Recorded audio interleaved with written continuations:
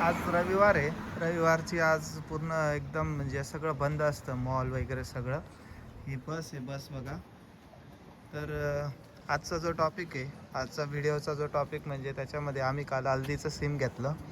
आणि हल्दीचं सिम जर तुम्ही बघितलं तर 9.99 युरोपासून चालू होतं.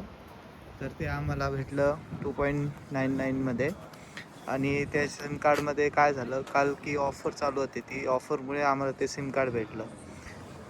आणि त्याच्यामध्ये महिन्याला फक्त 20 GB डेटा आहे, जे रिचार्ज आम्ही करतो. ते रिचार्ज म्हणजे 4.99, म्हणजे किती तुमचं 500 रुपयाचं रिचार्ज म्हणा, 550 रुपयाचं. त्याच्यामध्ये 4.99. आणि त्या रिचार्जमध्ये तुम्हाला मिळणार महिन्याला 20 GB. तर तुम्हाला जर बघायचं असेल तर मी आणलं आहे पॉम्पलेट, तर आपण त्याच्यामध्ये बघूयात. आणि हा जो स्ट्रीट व्ह्यू आहे हा बघा, बस बघा किती भारी आहे इथे, आहे की नाही.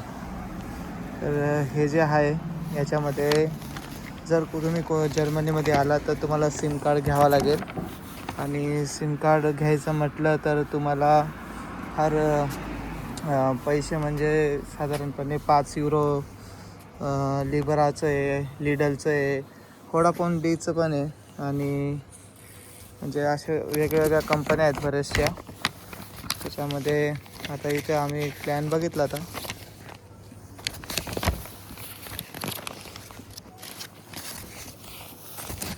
हे बघा इथे 8.99 याच्यामध्ये 25 GB तुम्हाला भेटणार. आणि 50 GB इथे भेटणार. आणि हे 100 GB 18. तर सिम कार्ड जर घ्यायचं म्हटलं ना तर तुम्हाला साधारणपणे 5 युरो 10 युरोपासूनच भेटेल. आणि सगळ्यात महत्त्वाची गोष्ट म्हणजे सिम कार्ड घेतल्यानंतर तुम्हाला ते सिम ॲक्टिवेशनची एक प्रोसेस असते. पहिली तर म्हणजे तुम्हाला तुमचं बँक अकाउंट लिंक करावं लागतं, जे की आम्ही नाही केलं.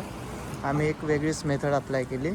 पण सिम कार्ड ॲक्टिवेशनसाठी तुम्हाला हल्दीचं जे सिम आहे, जर ते घेतलं तुम्ही, कुठलंही घ्या, लिडलचं घ्या, कुठलंही घ्या, ते सिम घेतल्यानंतर तुम्हाला त्याच्यामध्ये ॲप डाउनलोड करायचं. ॲप डाउनलोड केल्यानंतर तुम्हाला तिथे एक ॲक्टिवेशनची प्रोसेस चालू होते. आणि सगळी तिथे प्लॅन सिलेक्ट करायचा तुम्हाला.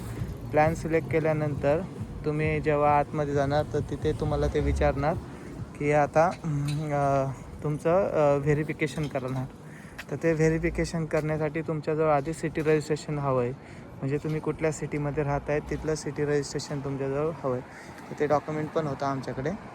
आणि आम्ही ते अपलोड केलं, ॲड्रेस प्रूफ वगैरे सगळं. आणि तो प्लॅन आमचा ॲक्टिवेट झाला. एक QR कोड जनरेट होतो अगोदर. QR कोड जनरेट झाला तर तुम्हाला पोस्ट ऑफिसमध्ये जायचं आहे.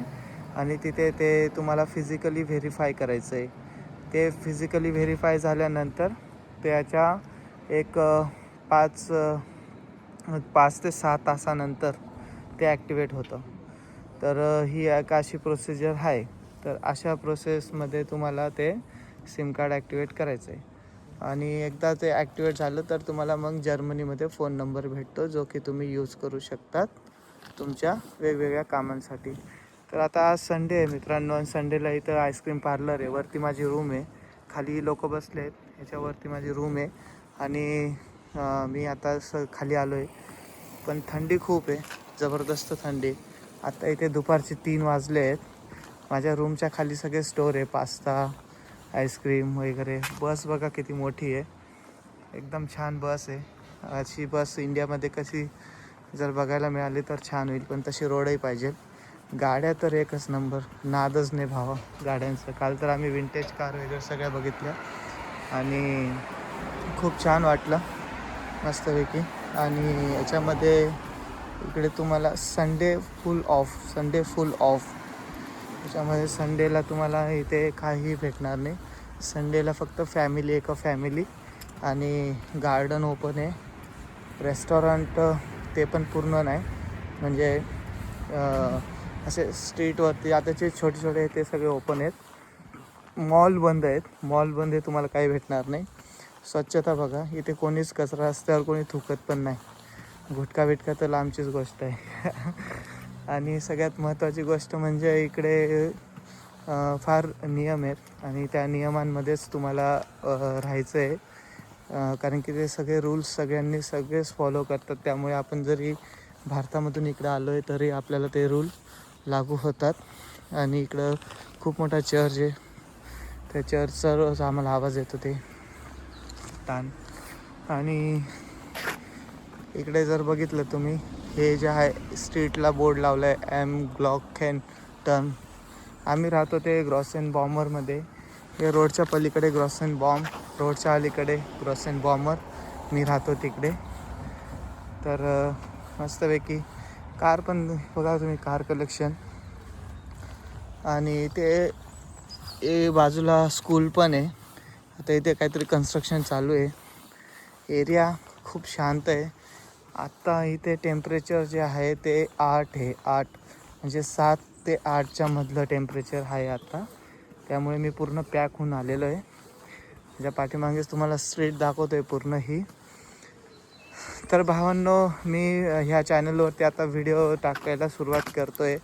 माझा पहिला व्हिडिओ स्टोअरमधला टाकला आहे, जो की एवढा खास काही रेकॉर्ड झालेला नव्हता, पण तरी पण टाकलेला आहे. तर सांगण्याचं तात्पर्य एवढंच की आता मी इथे बसलो आहे आणि तुम्हाला माझ्या चॅनलवरती जे काही व्हिडिओ मिळतील त्या व्हिडिओमधून तुम्हाला आता सगळी माहिती मी देणार आहे. जर तुम्हाला जर्मनीमध्ये यायचं असेल तर व्हिजा प्रोसेस काय आहे, कुठले व्हिजा, ऑपॉर्च्युनिटी कार्ड व्हिजा आहे, जॉब सीकर व्हिजा आहे. त्याच्यानंतर जर एखादी कंपनी तुम्हाला कॉन्ट्रॅक्ट देत असेल तर तुम्ही कॉन्ट्रॅक्टवरती पण येऊ शकतात. जर तुमचं पॅकेज चांगलं असेल तर तुमचा व्हिजा कन्वर्ट पण होतो ब्ल्यू कार्डमध्ये. तर खूप सारे टाईपचे व्हिजाज असतात आणि त्यासाठी प्रत्येक व्हिजासाठी क्रायटेरिया असतो. सो तो क्रायटेरिया तुम्हाला हे करायचा आहे, क्लिअर करायचा आहे. आम्ही आलो ते कॉन्ट्रॅक्ट बेसिसवरती आलो, जे की आमचा आता व्हिजा कन्वर्ट व्हायला अजून 6 महिने लागतील. सो तोपर्यंत आम्ही जर्मनी एन्जॉय करतो आहे. काल आम्ही गेलो होतो लक्झमबर्गमध्ये, जे की खूप रिचेस्ट कंट्री म्हणतात युरोपमधली. तर काल लक्झमबर्गमध्ये गेलो होतो. पुढच्या आठवड्यात स्वित्झर्लंडला जाणार आहे. सो तिकडचे व्हिडिओ टाकणार आहे. व्हिडिओ मी काल रेकॉर्ड केले नाही, थोडेसेच केलेत, पण तेवढे चांगले नाहीत की यूट्यूब चॅनलला टाकावेत असं. तर तुम्ही सजेस्ट करा कुठले व्हिडिओ तुम्हाला माहिती हवी आहे.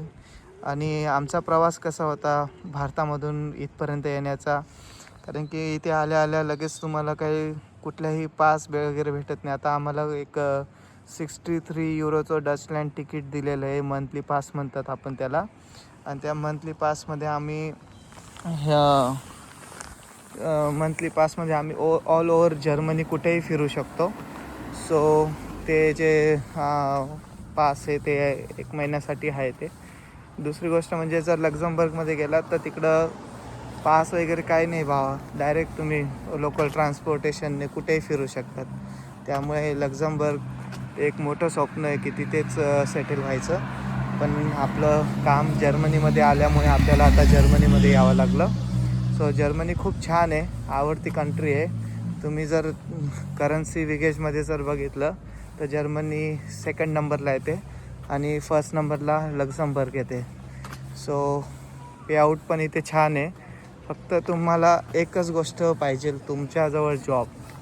जर तुम्हाला जॉब असेल तर तुम्ही बिनधास्तपणे तुमचं सगळं सेटच झालं असं आणि जॉब पण कुठले जे तुमच्या प्रोफेशनमध्ये रिलेट करतात ते जॉब, म्हणजे लोकल जॉब वगैरे असे नाही, जे तुमच्या प्रोफेशनला सूट करतात ते. ॲटलिस्ट मिनिमम तुमच्याजवळ एक 6 ते 7 वर्षाचा एक्सपिरियन्स हवा आहे. हे बघा, संडे म्हटलं तर तुम्हाला फुल टू फॅमिलीलाच टाईम द्यायचा आहे.